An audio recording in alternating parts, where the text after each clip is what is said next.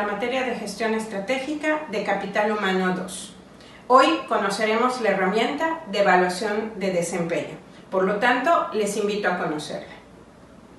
¿Qué es la evaluación del desempeño? La evaluación del desempeño es el proceso por medio del cual se estima el rendimiento global de un trabajador o su eficiencia en el desempeño de su trabajo. Por lo tanto, es muy importante para llevar a cabo esta herramienta conocer las funciones y actividades de todos los puestos que existen en la organización. La herramienta de evaluación del desempeño es una herramienta que se aplica en la etapa de dirección del proceso administrativo. Recordemos que la etapa de dirección se enfoca en supervisar que se hagan todas las actividades y labores de la empresa. Por lo tanto, esta herramienta se aplica como una medida de supervisión precisamente para medir el desempeño de nuestros trabajadores. Una vez que se lleva a cabo la evaluación del desempeño, nos arroja elementos de control, en donde interviene la etapa de control del proceso administrativo, que a través de esos resultados que obtenemos en el proceso de evaluación nos permitirá tomar decisiones para establecer medidas correctivas o programas de mejora continua. Es importante entender que el objetivo principal de la evaluación del desempeño es medir cómo están llevando a cabo los trabajadores su trabajo dentro de la organización. Pero a pesar de que tiene múltiples objetivos, existen tres objetivos principales. El primero, medir el potencial humano y determinar su plena aplicación. Esto significa que podamos tener conocimiento de la capacidad de nuestros empleados y poder utilizarlos y ubicarlos en los lugares donde podamos desarrollar todo su potencial. El segundo objetivo es tratar al recurso humano como un recurso valioso de la organización. No olvidemos que estamos tratando con personas y esas personas no solamente son poseedoras de conocimientos, habilidades y actitudes, sino también de emociones y pensamientos. Por lo tanto, es importante entender que todas las personas son un recurso básico y vital para la empresa. Y ustedes, como futuros administradores, tienen que tomar en cuenta que estamos tratando con gente, no estamos tratando con cualquier recurso. El objetivo número 3 es precisamente a través de los resultados que nos arroja la evaluación del desempeño, brindar oportunidades de desarrollo a todos nuestros trabajadores. No solamente para que ellos mejoren, sino también para que mejore el capital humano de la empresa. Es muy importante entender que la evaluación del desempeño tiene múltiples usos y muchos beneficios. Estos beneficios son para ambas partes, tanto para el trabajador como para la organización. Sin embargo, partes de sus beneficios son tratar de vincular a un trabajador a su puesto, es decir, que tenga un conocimiento completo de cuáles van a ser sus funciones y sus actividades. De la misma manera, proporcionar oportunidades de desarrollo, de promoción, de transferencia. Otros beneficios son vincular al jefe con el empleado, con sus subordinados, de tal manera que se mejoren las relaciones humanas, proporcionarle al empleado un feedback de su actuación durante el desempeño de sus funciones, de manera que él también pueda ser autodidacta y procurar también un autoperfeccionamiento de sus capacidades o de sus debilidades. Entonces, son muchísimos los usos y los beneficios que puede tener una evaluación del desempeño. De tu parte, como administrador, está en cómo los vas a utilizar. Para poder evaluar el desempeño, es importante hablar de cómo vamos a medirlo.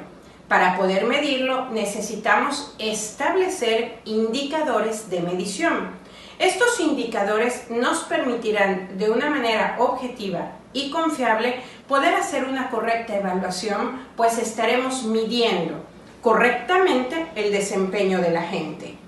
Existen tres medidas principales para evaluar el desempeño. La primera son los parámetros. Los parámetros son características o medidas específicas que son objetivas, confiables y medibles. Y esto nos permite evaluar de una manera mucho más directa y de una manera mejor las características de los empleados.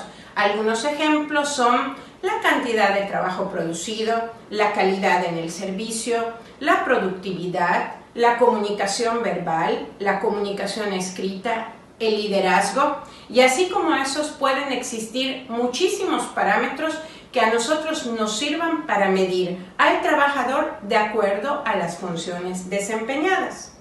Otra medida son las metas. El establecimiento de metas es un indicador de desempeño que utilizamos mucho, pero este indicador se utiliza más para establecer ciertos objetivos que queremos alcanzar. Por lo tanto, se les asigna más a los trabajadores de confianza, a los jefes de algún departamento, a los gerentes o algún ejecutivo. Las metas es muy importante entender que deben describir 3 indicadores: el tiempo en el que serán alcanzadas, los recursos que se utilizarán para lograrlas y las condiciones que existirán cuando esta meta se alcance. Por lo tanto, por eso se consideran una especie de alcance de objetivos para administradores, jefes, gerentes que se proponen alcanzar en cierto tiempo un objetivo determinado. Por último, los estándares. Los estándares son las medidas de desempeño progresivo y repetitivo que suelen alcanzarse una y otra vez. Al estar alcanzándose de una manera continua, se establecen como indicadores que miden ciertas características que por su repetición se vuelven constantes como indicador. Por lo tanto, podríamos hablar de ejemplos como las asistencias, el índice de faltas, las indemnizaciones, el índice de riesgos de trabajo dentro de la empresa y así como esos muchísimos más, porque son desempeños repetitivos. Por lo tanto, este tipo de medidas como los parámetros, metas y estándares nos permiten establecer características, objetivos y patrones que nos permitan evaluar el desempeño de los trabajadores dentro de la empresa. Es importante también entender que la evaluación del desempeño es un proceso y como proceso se conforma por diferentes etapas. La evaluación del desempeño se conforma por 3 etapas principales. La primera, que es la definición del puesto.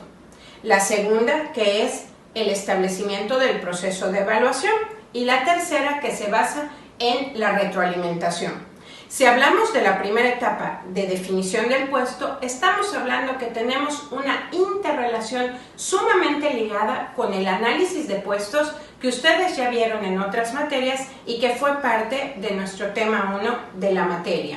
Por lo tanto, en el análisis de puestos se especifican los requerimientos y las actividades que nos permitirán definir un puesto y poder desprender los parámetros que vamos a medir. En la segunda etapa, que es la etapa de aplicación, utilizamos diferentes métodos de evaluación del desempeño que en un momento comentaremos y que nos servirán para evaluar todos esos indicadores en el desempeño de un trabajador. Y por último, estos resultados que vamos a obtener del proceso de evaluación y de lo que nos arrojen los métodos nos va a permitir darle una retroalimentación al empleado. ¿A través de qué? A través de la entrevista. La entrevista nos permitirá ofrecerle al empleado un feedback en donde él podrá conocer cuáles son sus fortalezas y cuáles son sus debilidades. Como todo proceso, la evaluación del desempeño puede presentar algunos problemas durante su proceso. Estos problemas se pueden dar por factores como la carencia de estándares, que no sepamos qué es lo que vamos a medir, o que estos estándares o parámetros sean irrelevantes, que no tenga importancia que los evaluemos. Puede ser que también sean parámetros o estándares que son poco alcanzables, que el evaluador cometa algún error, que no existe retroalimentación o que no se sepa interpretar la evaluación. Problemas como estos pueden afectar a todo el proceso. Por eso es importante considerar cuando vemos las etapas de la evaluación que no caigamos en ninguno de estos problemas y que la evaluación cumpla con toda la definición del puesto y se aplique el método adecuado para evitar que estos problemas pudieran existir.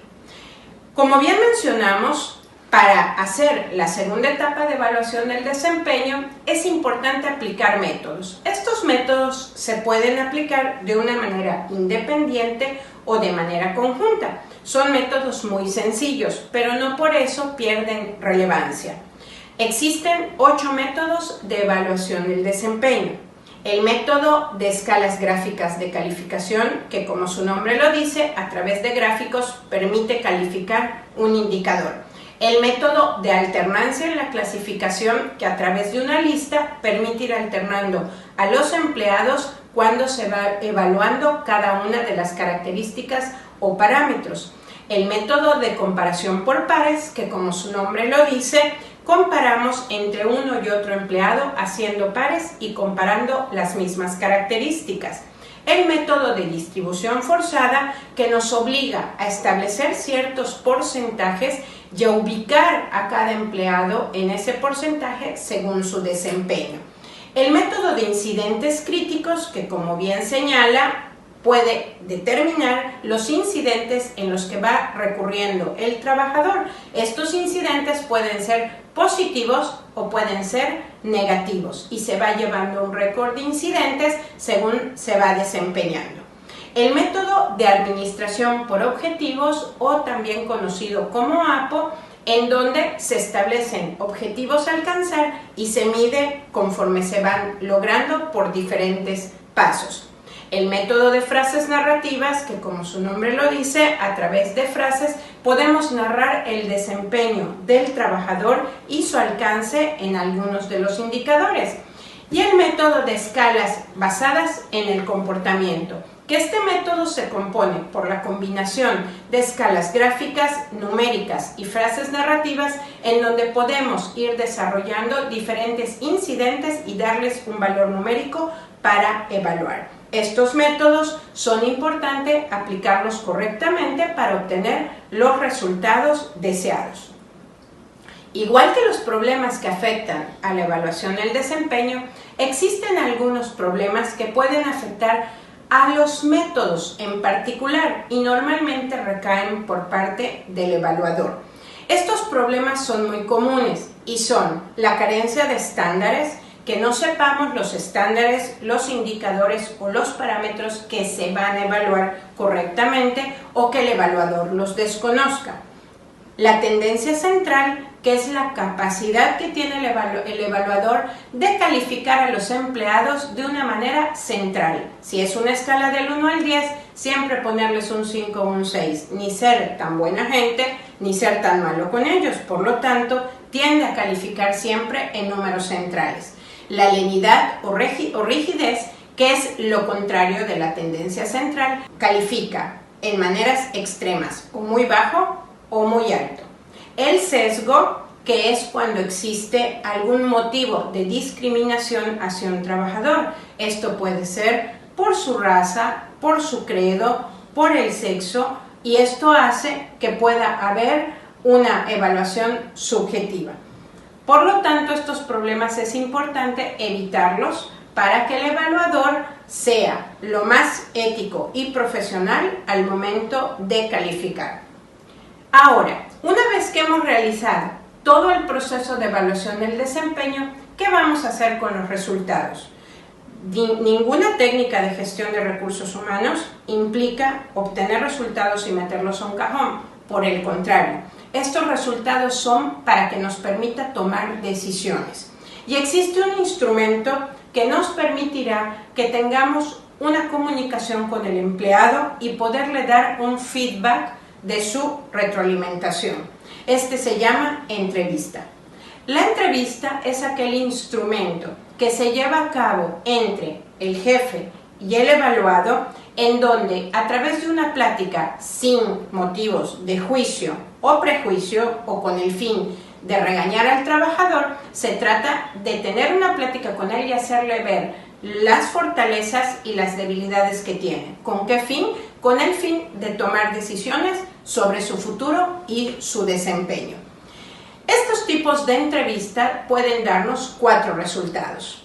Un satisfactorio promovible en donde el empleado pudiera tener oportunidades de desarrollo.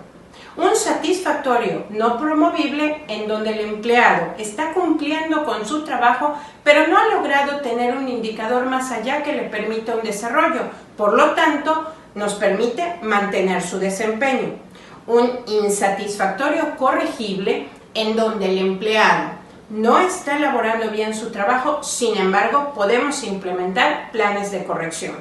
Y un insatisfactorio no corregible en donde no nos queda más remedio que reubicar al empleado en otro puesto para ver si mejora su desempeño o, en su caso, despedirlo o tolerar su estancia dentro de la organización.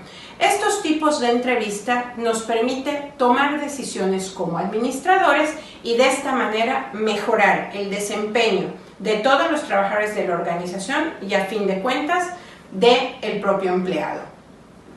A grandes rasgos, de esto se trata la evaluación del desempeño.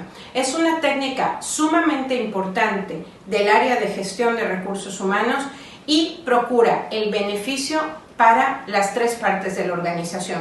Para el evaluado, porque recibe un feedback de su actuación como empleado; para la empresa, porque a todas las empresas les interesa tener trabajadores con un buen desempeño y bien evaluados; y para la administración, porque como herramienta administrativa nos permite conocer los indicadores de trabajo de nuestros empleados y de esta manera tener mayores beneficios y oportunidades de desarrollo.